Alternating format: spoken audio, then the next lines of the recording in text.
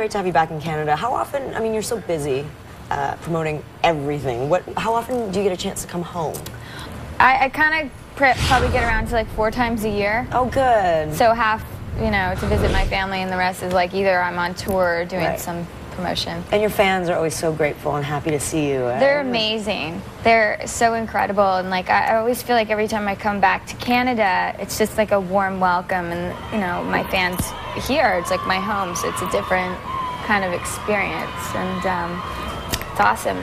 And you're doing us good down south. Yeah, you're representing some of that Canadian vibe. Yeah? Representing Canada. Yeah. Speaking of music, Goodbye Lullaby dropped earlier this year, and I know that, you know, your fans have been waiting and waiting for new music from you. But what about you? Like, when you're in the process of creating, what's it like for you to just want to get that out? Yeah, like, it's interesting because I've been doing this for 10 years now, which is crazy. Crazy. And you're still so young, right? Yeah, and so that's good. And I don't know, good. It took me like 4 years in between my last record, The Best Damn Thing, which had Girlfriend on it, to putting out Goodbye Lullaby. And this record kind of just has like a different tone to it. I wrote half of it on my own, all by myself. I produced a couple songs. Outside of the singles, which are more pop, the rest of the record it's like more raw, stripped down, and there's some really deep songs on there. They're very real, and I had to put myself out there and was very vulnerable, and I didn't hold back.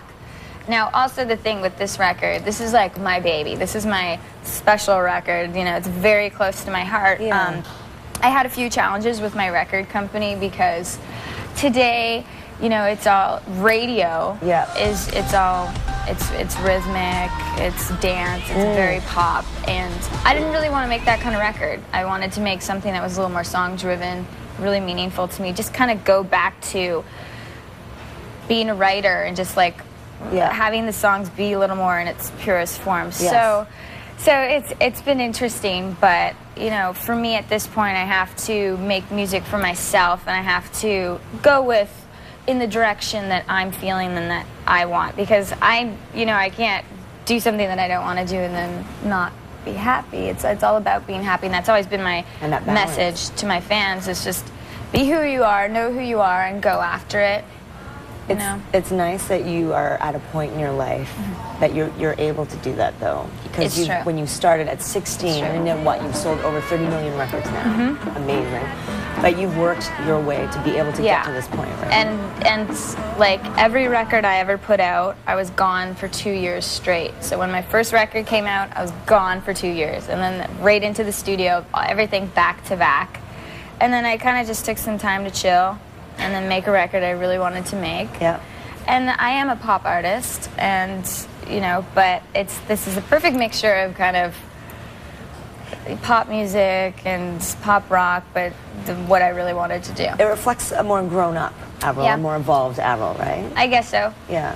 Now, as an artist, so do you feel like you have to be careful? You said it was pretty vulnerable, it was very close to your heart.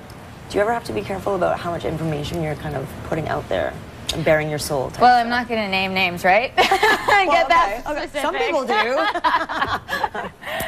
But I just really wanted to be true to the songs. Yeah. So when I was writing, I wasn't trying to write for like a pop radio hit. I was like, I just want to write a song and not think about those things and just have it mean a lot and not hold back.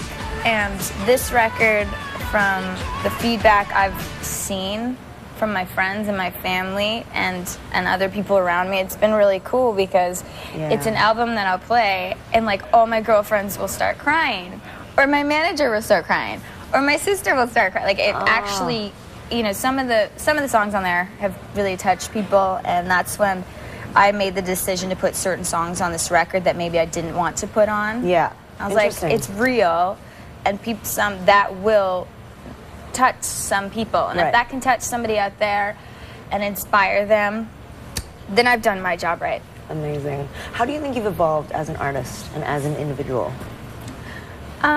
since the time you signed at 16 to now? Well, I guess what's really great about this record was, like I said, I've always co-written all of my music. I put half of the songs on there I wrote all by myself, and I was really proud of that. I've always written and written with other people and written on my own, but like I have a song on this record that I wrote when I was 15 before I even had a record contract. Which one's Sitting in Napanee. It's called Darlin'. And yeah, I wrote that when I was like 14 or 15. Wow. So I think just now, it's like for me, I don't hold back at all. And I can do that and push myself to produce, push myself to put these other songs on the records. Awesome. Oh my God, this is so exciting to talk to you about how your growth. Dude, that's amazing. Don't go anywhere. We'll have more with Avril after the break.